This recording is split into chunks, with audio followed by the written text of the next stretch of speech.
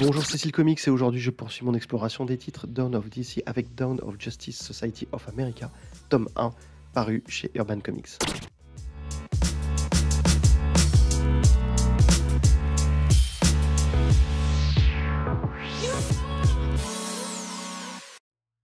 Ce tome contient Stargirl Spring Break spécial 1, Stargirl The Lost Children épisode 1 à 6, le one-shot The New Golden Age 1, ainsi que les 3 premiers épisodes de Justice Society of America. Dire que j'attendais ce titre est vraiment un euphémisme dans la mesure où je suis un très grand fan de la Justice Society of America, dont j'ai collectionné vraiment tous les épisodes au moment de la sortie, enfin de la reprise de la série dans les années 90, d'abord par James Robinson et David Goyer, ensuite par Geoff Jones. Donc j'ai suivi d'abord en trade, j'ai suivi ensuite en single, et j'ai racheté ensuite les omnibus de ces séries, et je les ai aussi en version numérique. C'est une équipe que j'adore, plus que la Justice League.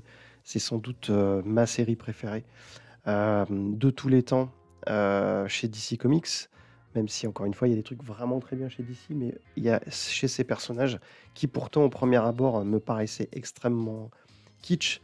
Je suis vraiment littéralement tombé amoureux du concept des personnages, du principe d'héritage à travers les générations. Et donc, j'étais vraiment très très impatient de découvrir ça, d'autant plus que le fait de l'inclusion à la fois du spécial Spring Break de Stargirl plus de la mini-série Lost Children me permettait d'avoir en plus des dessins de Todd Nauck, un artiste que j'aime beaucoup aussi et dont je vais vous parler rapidement. Donc cette vidéo, encore une fois, on va essayer de le faire en 3 parties. Je vais vous dire d'abord ce que j'ai moins aimé dans cet album graphiquement, et puis ce que j'ai trouvé un petit peu entre deux, et puis ce que j'ai vraiment beaucoup, beaucoup aimé. Donc une exploration la plus complète possible, avec évidemment des spoilers, donc n'hésitez pas à aller regarder l'album avant. A tout de suite pour la première partie avec ce que j'ai un petit peu moins aimé.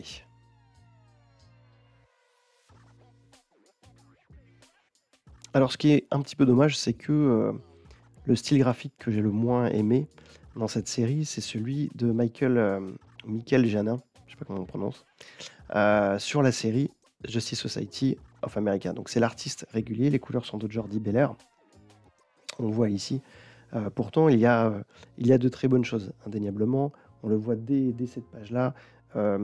Les qualités un petit peu de Michael Janin, c'est un bon sens de la composition, une approche quand même plutôt réaliste et très bien designée des personnages. On va le voir tout au long de ces quelques pages, parce qu'il est en alternance effectivement avec d'autres artistes. C'est un peu ce qui peut dissuader, ou en tout cas refroidir un petit peu les lecteurs. C'est que il n'y a pas un artiste attitré, on va avoir vraiment un pot pourri de plusieurs pages et plusieurs artistes. Alors ça se justifie avec le fait qu'on passe d'une époque à une autre, mais c'est parfois un peu dommage, parce que je trouve que cette cohabitation d'artistes pourrait fonctionner, comme par exemple c'est le cas de Michael Janin pour le côté moderne. Pourquoi pas? Parce que c'est un dessinateur que en tout cas on associe aujourd'hui à du comics plus moderne, et le fait d'avoir Jerry Ordway, dont je vais en parler un peu après, pour des histoires plus classiques, puisque son style lui-même est réminiscent des années 80, enfin plutôt 80 quoi. En fait, donc ça me choquait pas, mais sauf que là on a aussi Scott Collins, on a aussi Steve Lieber, on a aussi Brandon Peterson. Donc ce changement-là fait des ruptures et qui ne sont pas toujours, j'allais dire, justifiées narrativement. Mais pourquoi Michael Janin m'a moins plu sur ce titre? Déjà parce que bon, je pense que je suis pas le plus grand fan de son style, même si il est indéniablement de qualité. On peut le voir, que ce soit dans la représentation des personnages, des visages. Il y a quelque chose qui me fait penser un petit peu à Fiona Staples, par exemple, dans la façon de travailler les formes de visage en contour d'ancrage, avec laisser une bonne place à la couleur. Il y a cette utilisation aussi, alors je ne sais pas si c'est du fait de Michael Janin ou de la colorisation, mais de photos en fond dont je suis un peu moins fan. Son Solomon Grundy est quand même très impressionnant, très massif, mais on voit quand même que la colorisation vient très souvent un peu à la rescousse de cet album pour y créer une ambiance. On a l'impression finalement que quand on regarde le trait, en dehors de quelques zones d'ombre, il y a peu d'ambiance en fait, peu de texture sur les costumes, peu de texture sur les décors, beaucoup finalement de silhouettes, notamment ici par exemple, de personnages qui ont l'air d'être faits à partir de photos références ou de modèles 3D sans réellement un apport suffisant à mon avis pour les distinguer les distinguer sans que la couleur finalement apporte une touche graphique significative. Donc euh, je suis resté un petit peu, voilà, un petit peu sur ma faim sur ces planches euh, qui manquent parfois de dynamisme, même si les poses sont tout à fait crédibles. Les visages, encore une fois, sont quand même bien rendus et arrivent quand même à traduire, notamment, voilà, je trouve que les personnages sont plutôt beaux, les expressions sont plutôt crédibles. On le voit ici, la discussion entre le personnage de Huntress et sa mère, donc de Catwoman. Mais pour autant, voilà, l'utilisation de photos, le fait que euh, ça, il manque vraiment dans le storytelling, selon moi, vraiment quelque chose pour dynamiser le récit, fait que je n'ai pas vraiment pleinement accroché à ce style, et c'est un peu dommage, parce que si c'est l'artiste qui est censé être l'artiste principal pour relancer cette série, euh, je risque d'être un petit peu déçu. Et aussi parce que, dernier point, c'est que pour moi, la Justice Society, c'est une série de héros classiques et qui doit pouvoir trouver le ton entre le comics moderne aujourd'hui et justement l'héritage très Golden Age, Silver Age de tous ces personnages, surtout Golden Age d'ailleurs. Et c'est ce qu'avait réussi pour moi la série avant, en fait, lancée avec Geoff Jones et puis James Robinson, David Goyer, c'est qu'il n'y avait pas les plus grands artistes du monde dessus. Mais clairement, je trouvais qu'ils faisaient vraiment le taf et ils arrivaient à proposer quelque chose finalement de presque intemporel, sans trop forcer la modernisation post-90, début 2000, sans non plus aller dans la nostalgie des années 80 en termes de style. Je trouvais que c'était un bon équilibre. J'aimais notamment le travail de Dale Ingenshalm là-dessus, qui est vraiment un artiste moderne dans son approche, notamment de l'anatomie, du découpage et tout, mais qui permet d'avoir une colorisation derrière qui donne ce côté très pop, très old school, au bon sens du terme, pour la Justice Society. Là, on a quelque chose d'assez terne, qui, voilà, qui pour moi n'est pas forcément quelque chose que j'attendrais sur la Justice Society. Euh, L'autre point faible, tant que j'y suis un petit peu, c'est le fait que, comme je disais, il y a d'autres artistes qui passent dessus, notamment Scott Collins, qui est pourtant un artiste que j'avais vraiment adoré sur Flash, justement à l'époque de son run avec Geoff Jones. Et là, pour le coup, c'est un artiste, j'ai l'impression que la qualité va vraiment beaucoup varier en fonction du temps qu'il a. Là, on a quelques planches je ne sais pas vraiment noter, euh, qui fait un petit peu plus tard, qui sont enfin, pas forcément extraordinaires. Donc un petit peu déçu là-dessus aussi. Mais très rapidement, voilà, Michael Janin, sur cet aspect-là, c'est typiquement cette page. Par exemple, je parlais du côté coloré des personnages. On a ici en fait l'impression presque de quelque chose d'assez anachronique, ce qui est un peu l'idée puisqu'elle arrive dans le passé. Mais je trouve que justement cette différence de style ne se retrouve pas. On a effectivement une belle représentation des personnages, mais en fait, ils sont, euh, ils sont dépeints avec ce prisme en dehors de la colorisation qui est elle-même faite très old school avec cette reprise des petits points en fait qui était typique de la colorisation des comics il y a quelques années. Mais en dehors de ce petit gimmick-là, je trouve que cette transition graphique ne se fait pas forcément au mieux. Et alors justement, vous voyez, le problème, c'est qu'en fait, on passe tellement d'un dessinateur à un autre que pour s'y retrouver, j'aurais dû mettre des couleurs différentes. Mais voilà, toute la tonalité de l'album, en fait, est fait un peu chaotique pour ça. Et donc voilà, Michael Janin, à nouveau, des planches plutôt lisibles, hein, encore une fois. Là, cette séquence-là est plutôt intéressante. En fait, on a vraiment une sensation de ralenti entre les éléments qui tombent et les personnages qui se déplacent. Mais l'association colorisation et dessin là-dessus, je trouve n'est pas forcément la plus adaptée. Quand je parlais de dynamisme justement, cette double page, qui est une scène d'action, montre que, effectivement on a, une qualité, dans la reprise des différentes poses, bien évidemment. Mais, je trouve qu'en fait, on a plus une succession de vignettes. Éventuellement, c'est cet élément-là qui est le plus dynamique pour moi. Mais même cet effet de flou, même c'est le déplacement de Huntress dans les airs ne me paraît pas, en tout cas propice à apporter une quelconque excitation dans, la scène d'action. Donc, c'est un petit peu dommage, je trouve. Sur la partie, bien, mais, pas totalement convaincu, c'est la partie, The New Golden Age, qui est donc un one shot qui était, censé recontextualiser, un petit peu ce qui allait se passer avec, le personnage de Huntress, donc Helena, ici que l'on voit enfant, et notamment la notion aussi de, de, de voyage dans les époques qui va, en tout cas pour l'instant, qui est, présente, dans la série, Justice Society. Là, c'est pareil, il y a pléthore de dessinateurs, un petit peu comme dans l'annuel de Superman dont j'ai parlé. Je vais pas les chroniquer tous, en détail. Ce qui est intéressant, il y en a certains que je ne connaissais pas comme, Diego Olortegui, pardon, JP Mayer pareil, Scott Hanna je connais en tant qu'encreur, Jerry Ordway évidemment, Steve Lieber aussi je le connais, Todd Knox je vais en reparler, Scott Collins, Victor Bogdanovich, je vais en parler un tout petit peu, Brandon Peterson, Gary Frank, voilà, mais c'est ce côté-là en fait qui est, je trouve, qui laisse un peu dubitatif parce que on passe effectivement de ces planches-là, qui n'ont pas forcément ma préférence.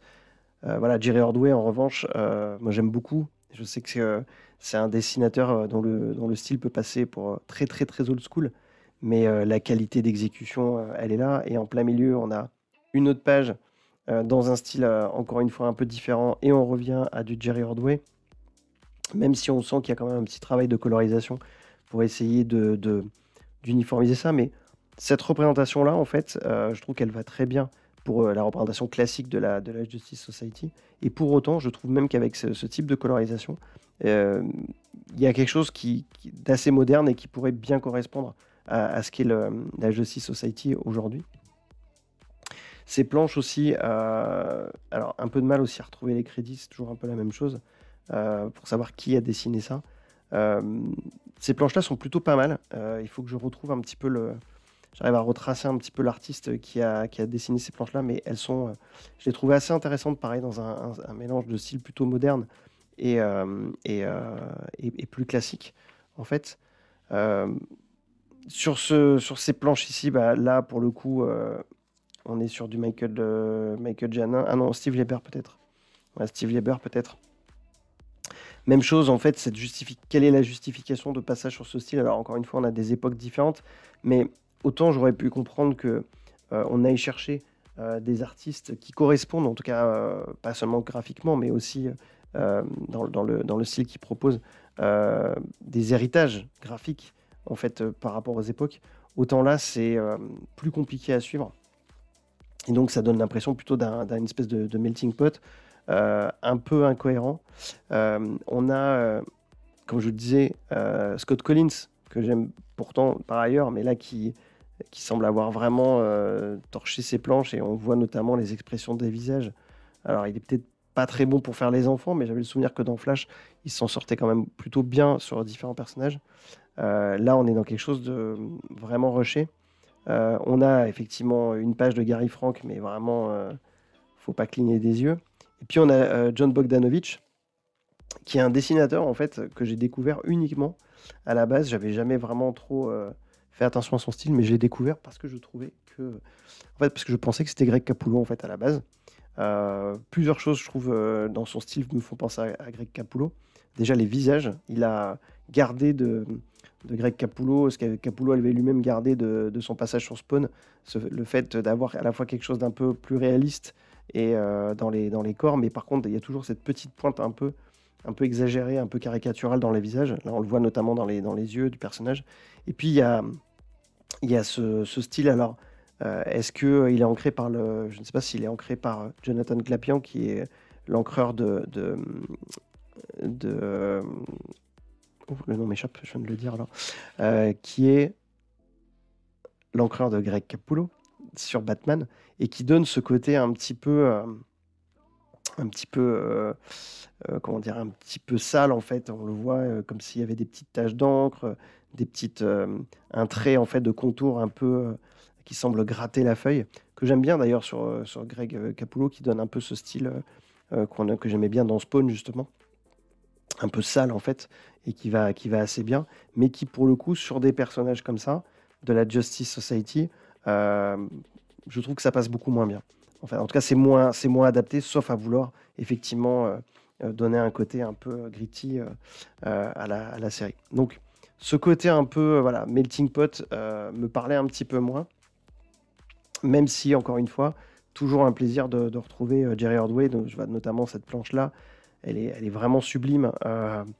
Un travail sur les racines, le travail sur la cape, la façon dont justement la pluie vient être traduite sur le tissu issu de la cape, avec un petit peu plus de traits pour montrer que la cape elle est mouillée.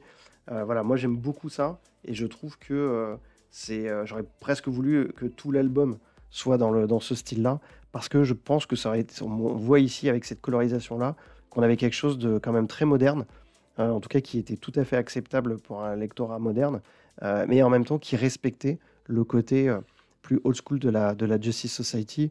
On le voit ici, voilà, encore une fois, cette planche, elle est magnifique, l'éclairage est superbe, et d'ailleurs, aussi un autre point, c'est que même si la colorisation fait bien le job, on voit déjà à l'ancrage que l'éclairage est pris en considération par le dessinateur.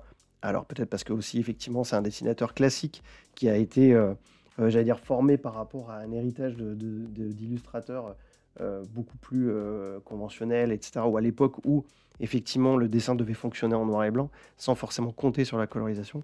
Là, que ce soit les reflets sur le casque, que ce soit les ombres ici, les ombres des arbres, etc., la lumière dégagée par le personnage vraiment est prise en compte, et je trouve que voilà, cette planche est vraiment sublime.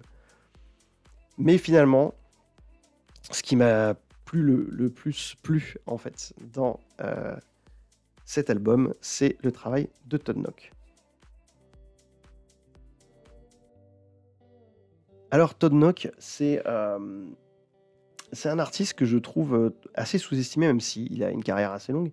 Donc j'avais découvert, mais vraiment de loin à l'époque, dans Young Justice, où il avait déjà un style assez reconnaissable, que ce soit au niveau des visages, que ce soit au niveau de certains points d'anatomie, notamment, dans les corps, dans les jambes notamment. Mais c'était pas encore un style très abouti, je trouve, en tout cas totalement maîtrisé. On l'a vu en plus passer sur Spider-Man, et là, je trouvais que vraiment il correspondait bien au type d'anatomie qu'on voulait retrouver sur le personnage de Spider-Man. Et puis vraiment, j'ai commencé à prêter beaucoup plus attention à son style plutôt sur l'univers d'ici, en fait, et aussi sur une série indé qu'il avait lancée en creator own qui s'appelle Wildguard, qui était un projet qui a été bouclé, je crois, en 4-5 épisodes, qui, je pense, a eu une édition un peu compliquée, et qui consistait en fait à mettre en scène, à l'époque c'était un peu tendance, une équipe énorme de super-héros qui était une équipe constituée un petit peu comme dans une logique de télé-réalité, où les différents super-héros venaient intégrer l'équipe donc de Wildguard, et puis on avait des tas d'interviews, des tas de commentaires, des votes du public, enfin plein de choses comme ça. C'était plutôt intéressant et assez... ça va être difficile à trouver aujourd'hui, mais c'était intéressant parce que les concepts des personnages étaient totalement barrés. C'était un ensemble de concepts qu'il avait traîné dans ses cartons pendant des années. Et il y avait des personnages qui étaient à la fois un peu kitsch, d'autres un peu modernes, etc.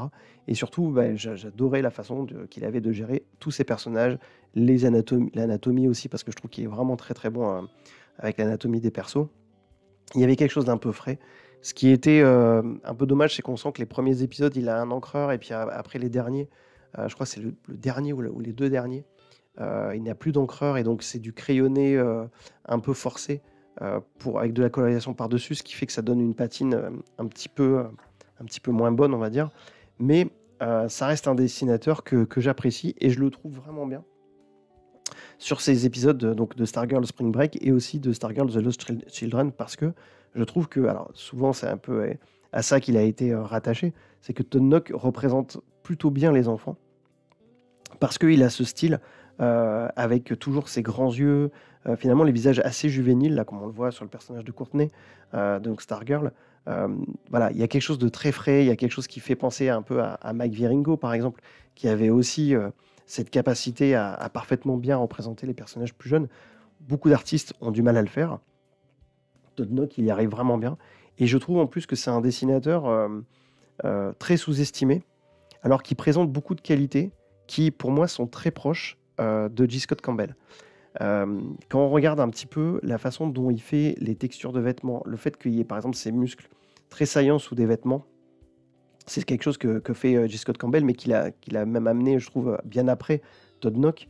Même les formes de visage féminins, quand on y regarde de plus près, on se rend compte qu'il y a un peu la matrice de ce qu'a été le style de J. Scott Campbell quand il est arrivé sur Gen 13, dans les formes de nez aussi, dans les formes de bouche, même si après Campbell a évolué. Je sais, j'ai jamais trouvé d'article là-dessus, mais j'ai l'impression que le style de Todd Knock entretient une parenté assez forte avec celui de Campbell, qui l'a précédé du coup. Enfin, Todd Knock l'a précédé. Et dans la façon de rendre l'anatomie, notamment, des personnages féminins, sans aller dans l'exagération et la sursexualisation de ce que fait justement J. Scott Campbell. Là, pour le coup, je pense qu'il y a vraiment quelque chose qui est très maîtrisé et justement beaucoup moins orienté sur le côté pin-up chez Todd Knock, et ça marche vraiment bien. En plus, je trouve que Todd Knock, c'est un artiste qui, parce que justement, il a cette approche traditionnelle, on va dire, ou classique du comics. Alors, du comics au sens peut-être plus ancien, en fait, peut-être de ma génération, effectivement, que pour les lecteurs modernes. Mais en fait, c'est un dessinateur très complet. Il recule devant aucun nombre de personnages, aucun style de décor. Il sait faire de la technologie. On voit ici que, par exemple, dans cette colorisation-là et même dans cette mise en scène-là, ça reste extrêmement moderne et lisible. Alors, bien sûr que si vous êtes des lecteurs plutôt adeptes d'un comics ou d'un style de dessin entre guillemets qui paraîtrait ou qui serait qualifié à tort de plus mature, ou justement par exemple j'ai gardé le petit post-it du style plutôt façon Brian Hitch, donc plutôt réaliste. Todd Knock, je comprendrais que ce soit pas votre tasse de thé, clairement, même si ici je trouve que Brian Hitch fait pas son meilleur boulot. Clairement, cette Wonder Woman avec les yeux un peu décalés, on a ces postures un petit peu figées, et en fait, peut-être que c'est un problème d'échelle, mais je trouve que les visages sont pas aussi bien rendus que ce qu'il a l'habitude de faire. Mais bon, c'était un poster de promo, pourquoi pas. Je me souviens en fait qu'il y avait à la base ce projet de relancer la série avec Brian Hitch avant multiples refontes, parce que cette relance de la JSA apparemment a connu multiples déboires et multiples refontes. Je pense que là, c'était le cast qui était prévu, puisqu'on voit les designs de Wildcat version féminine dans la tradition de ce que fait Brian Hitch en termes de design. Là aussi, pour Hourman, même chose. Et il me semble que c'est un projet qui a été, du coup, qui est passé à la trappe. Et donc, on a juste cette double page qui est gardée, qui était une page promo à l'époque, que j'avais vu paraître sur un site, qui a été gardée, mais qui finalement n'est annonciatrice de rien. Donc Todd Knock, en fait, moi, je trouve que c'est un artiste sous-estimé, notamment parce qu'on a peut-être un peu cette image du côté un peu, c'est du dessin pour les enfants, c'est pour des comics enfantins et tout, et pas du tout. On voit que, par exemple, ici, énormément de travail sur les détails du décor. Il est très à l'aise avec tous les types de costumes, qu'ils soient modernes ou anciens, parce qu'il maîtrise toutes les formes de structure aussi, toutes les formes de texture, pardon, que ce soit le spandex très moulant, mais aussi les costumes un peu plus old school, qui ressemblaient plus à des costumes déguisés. J'aime beaucoup aussi le fait que, là on le voit ici, il est capable d'avoir quelque chose de très lisible et très clair, et en même temps d'aller dans une texturisation très forte avec ce personnage très cauchemardesque de la babysitter. Beaucoup de rendu ici sur les décors, et ça, je pense que c'est aussi quelque chose à prendre en considération. Peut-être que oui, effectivement, il fait des visages un peu mignons, Et c'est d'ailleurs pour ça qu'il est très très bien sur cette série. Parce que même si on reconnaît quand même une patte hein, dans la façon de faire les nez, dans la façon de faire les bouches des femmes, etc. On peut avoir l'impression au bout d'un moment qu'effectivement la structure de visage se ressemble un peu, mais il y a quand même une grande diversité de cheveux, diversité de look, diversité de gabarits aussi. Et je trouve que là-dessus, il est plutôt balèze. Il arrive aussi à rendre l'anatomie adaptée à l'âge, même si certains personnages sont plus costauds que d'autres, mais on est quand même sur de l'anatomie crédible pour des adolescents ou des jeunes, enfin des enfants plus jeunes. Et je trouve qu'encore une fois, cette clarté dans son style, ce côté finalement très, très esthétique dans ces personnages-là, va parfaitement à une série où on met en scène bah, des enfants super-héros, des anciens sidekicks qui sont des enfants super-héros. Donc voilà, donc vraiment... c'était déjà un artiste que j'aimais beaucoup, mais là pour le coup, je trouve que c'est très agréable de le retrouver là-dessus, très agréable de voir aussi un peu ces personnages qui effectivement vont sans doute pour certains lecteurs être le côté le plus représenter le côté le plus imbuvable de DC avec ses références, ses personnages un peu kitsch, avec des pouvoirs un peu délirants, euh, ouais, qui semblent totalement désuets et plus du tout attirants pour des lecteurs modernes. Mais moi, je trouve qu'au contraire, c'est ça l'essence de la GSA, c'est justement ça, c'est cette notion de faire un pont entre ce qui était le Golden Age, ce qui était des personnages complètement délirants, oui, avec des pouvoirs aussi fous que celui d'Hourman, qui était d'être super fort pendant 1 heure en prenant un comprimé. Des tas de pouvoirs comme ça, un peu, qui peuvent paraître un peu kitsch, mais où justement l'essence même de l'héroïsme et l'essence même de la GSA et de la série, c'était de montrer comment, derrière ce côté qui pouvait paraître un peu immature, un peu bête même, en fait, il y a des vrais héros, en fait, des personnages qui s'investissent et qui ont envie de bien faire. Et je trouve que cette mini-série-là le traduit vraiment, et c'est vraiment la thématique, c'est des jeunes qui ont envie de changer les choses, ont envie de prendre en main leur destin, n'ont pas envie d'être que des sidekicks mis à l'écart. Et quel que soit leur pouvoir, quel que soit même le côté le plus grotesque, même de leur costume ou de leur origin story ou de leur pouvoir, ils vont se serrer les coudes et faire face ensemble à la menace. Et je trouve que c'est ce qui est le plus représentatif un petit peu de ce que j'aime moi en tout cas dans l'esprit de la JSA. C'est pas les personnages les plus glamour, les plus cool, les plus hype, mais ce qui fait vraiment leur côté unique, c'est cette dimension familiale, ce côté de personnages qui s'unissent pour poursuivre le même objectif. Et là, je trouve que le dessin de Todd Knock apporte cette fraîcheur, apporte techniquement tout ce qu'il faut pour pouvoir suivre ces aventures et les lire avec beaucoup de plaisir, un plaisir, j'allais dire, presque pur et simple de lecteur de comics. Et il sait rendre hommage à chacun de ces personnages-là, savoir le mettre en avant. Excellent travail toujours sur l'anatomie, sur l'expressivité des visages. Voilà, cette pin-up, moi je la trouve mortelle. Donc voilà, donc Todd Knock, gros, qui était déjà un artiste que j'aimais beaucoup, mais là, sur cette mini-série, j'ai vraiment, vraiment kiffé. Et j'espère que vous aussi. Donc voilà, ben, n'hésitez pas à me dire en commentaire ce que vous avez aimé, vous, dans cet album, si vous l'avez pris, quels sont les artistes qui ont votre préférence, est-ce que vous aimez la JSA? Et si c'est le cas, bah, lisez les chroniques de la Justice League, parce que je vous garantis que ça reprend ce que moi j'ai déjà lu. Et vous pouvez avoir l'idée que c'est une série un peu kitsch, un peu datée.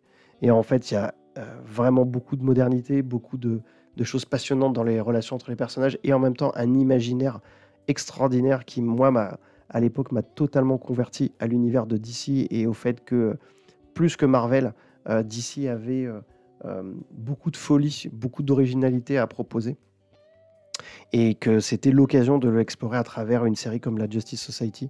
Donc voilà, ce titre-là, les Chronicles, allez-y, la Justice Society, c'est une des meilleures séries d'ici de tous les temps et des personnages fabuleux à découvrir. Voilà, merci de m'avoir suivi jusqu'ici. Continuez à lire des bons comics et à découvrir plein de beaux styles graphiques. Et je vous donne rendez-vous très bientôt pour une nouvelle série de Dawn of DC. À bientôt, ciao.